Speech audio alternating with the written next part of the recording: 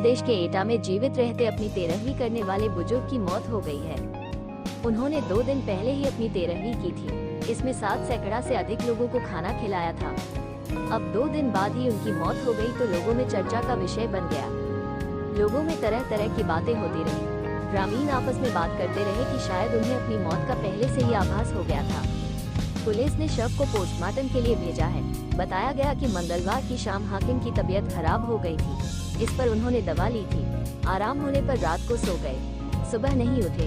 रोजाना की भांति आज भी लोग आग जला रहे थे। लोगों ने हाकिम को उठने की आवाज लगाई, लेकिन वह नहीं उठे। रजाई हटाकर देखने पर उन्हें मृत पाया गया। उनके भाई भतीजे शव को घर पर ले गए।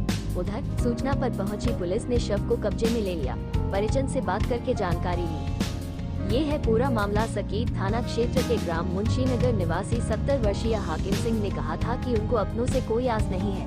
उन्हें नहीं लगता कि मृत्यु के बाद अपने कोई आयोजन कराएंगे। इसे लेकर हाकिम सिंह ने 15 जनवरी को खुद ही अपना 13वीं संस्कार और मृत्यु भोज कराया। इस 13वीं संस्कार और मृत्यु भोज कार्यक्रम में गांव के लोग भी बिना झिझक पहुंचे। सैकड़ों लोगों ने भोजन प्राप्त किया।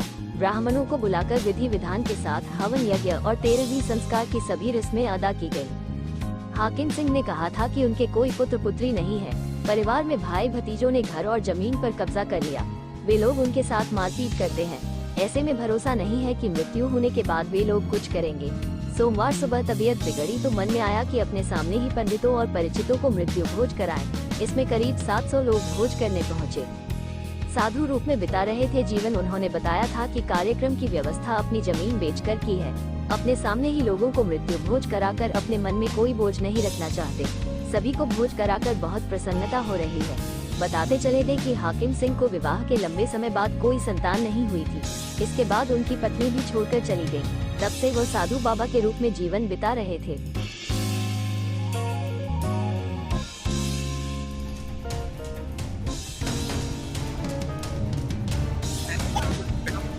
कार्यक्रम आप करा रहे हैं जी आप मृत भोज, क्या मतलब है आपका? क्यों करवा रहे हो?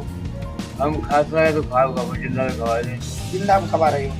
क्यों, आपके बच्चे नहीं हैं?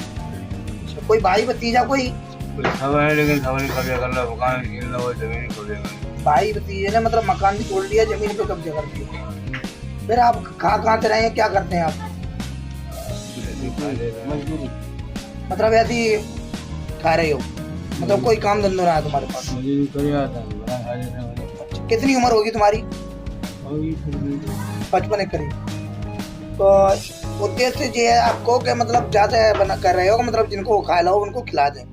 बाद में किसी पे भरोसा नहीं है करेंगे या नहीं करेंगे। जब वो जमीन लेंगे आपकी तो फिर करना चाहिए उन्हें। मारो तोड़ो आपको? कितने भाई ने भतीजन ने? अच्छा। कितनी जमीन है आप पे? कितनी जमीन है आप पे? अच्छा, ये तुम जो मृत भोज कर रहे हो तो ये पैसा कहाँ से लाए आप? जमीन बेची 10 पैसे जमीन बेच के तब कर रहे हो। कितना रुपया खर्च हो जाएगा जहाँ में? 50,000 करीब खर्चा कर रहे हो।